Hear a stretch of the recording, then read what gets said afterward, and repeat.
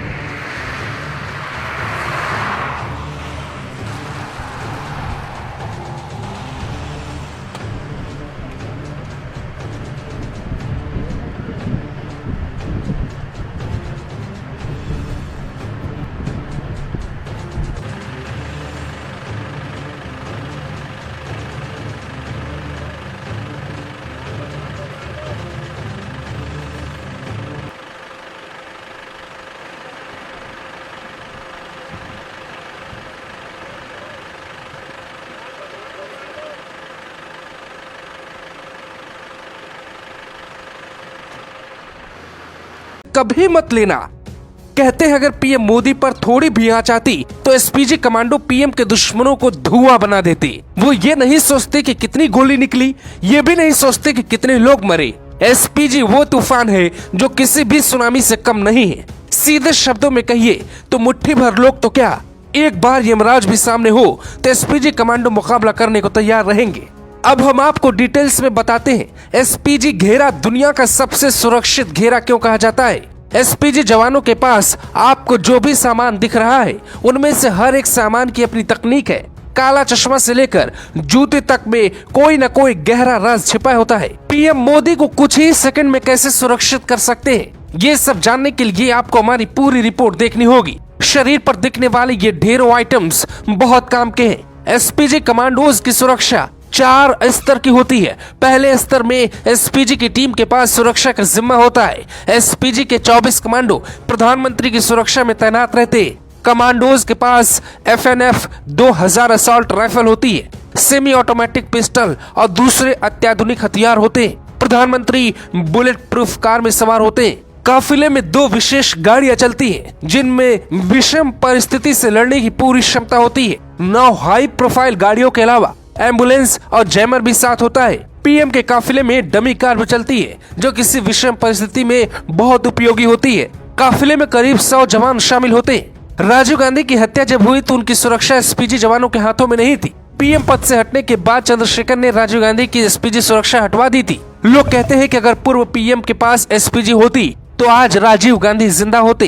SPG के जवानों को गोली चलाने से पहले किसी की परमिशन की जरूरत नहीं होती। पीएम की सुरक्षा पर रोज 1 करोड़ 62 लाख रुपए खर्च होते हैं। सालाना बजट 592 करोड़ है।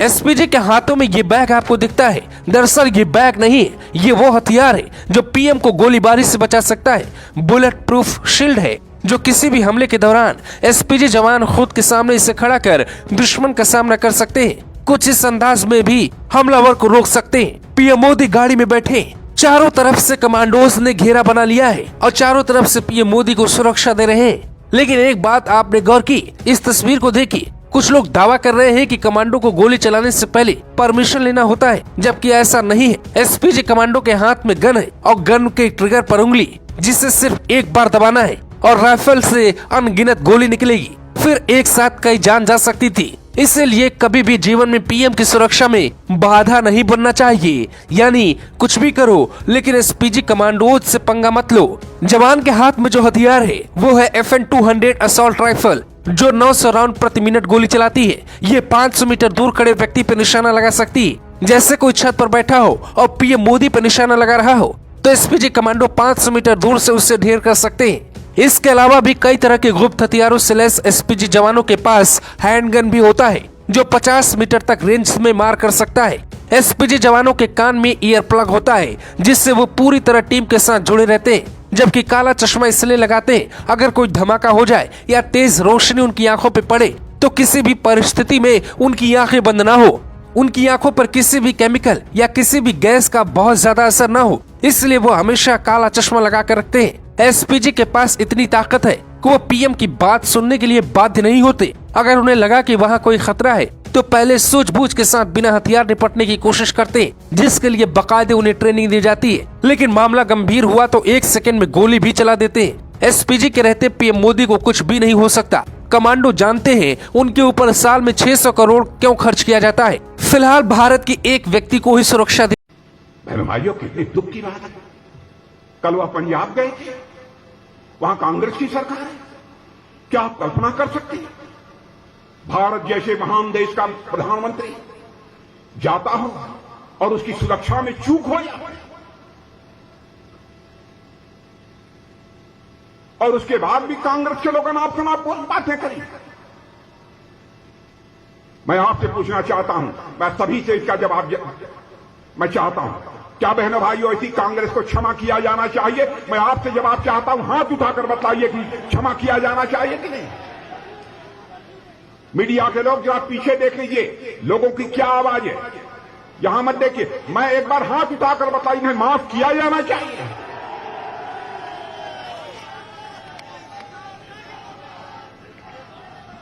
मैं ऊपर खड़े हुए लोगों से कहना चाहता हूं, प्रधानमंत्री देश का प्रतिनिधित्व करता है, यदि उसके सुरक्षा के साथ चूक होती है, आप बहनों भाइयों से पूछना चाहता हूं, क्या उसे क्षमा किया जाना चाहिए उस राजनीतिक पार्टी को?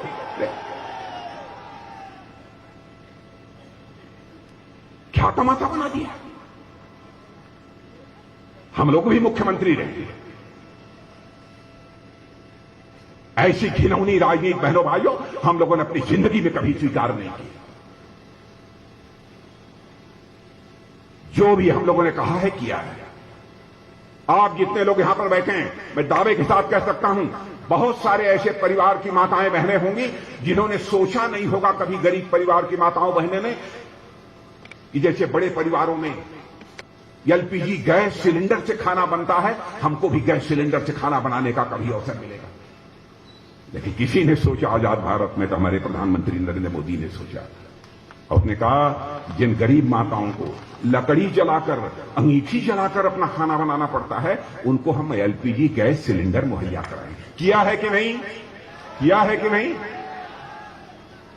और यह भी वचन है 2024 समाप्त होते होते एक भी व्यक्ति ऐसा नहीं होगा जो कच्चे मकान में रहेगा, पक्का आवास मिलेगा।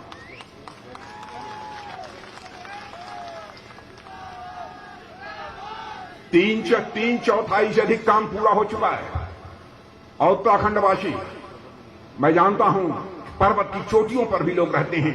हम लोगों की कोशिश यह है 2024 समाप्त होते होते या 2025 तक ऐसे हालात पैदा कर दिए जाएं, किसी भी घर की माता बहन को हंडी लेकर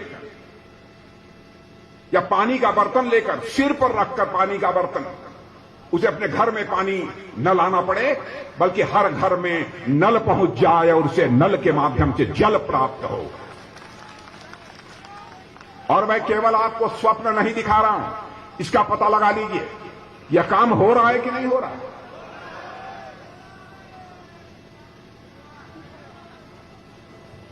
और मान लीजिए आप में से किसी की तबीयत खराब हो जाती है, आपके जेब में पैसा नहीं है, आप इलाज कराना चाहते हैं, कैसे इलाज होगा? एक योजना हम लोगों ने चलाई है, आयुष्मान भारत। कान खोलकर सुन लीजिए, आप आयुष्मान भारत का कार्ड प्राप्त कीजिए। यहां के मैं विधायकों से भी कहूंगा, सांसद जी से भी कहूंगा, इसका पता लगाइए, कार्ड दीजिए। यदि आपके पास आयुष्मान भारत का कार्ड है तो बहनों भाइयों, आसपास की खबरें देखने के लिए सब्सक्राइब करें ग्रामीण हरियाणा न्यूज।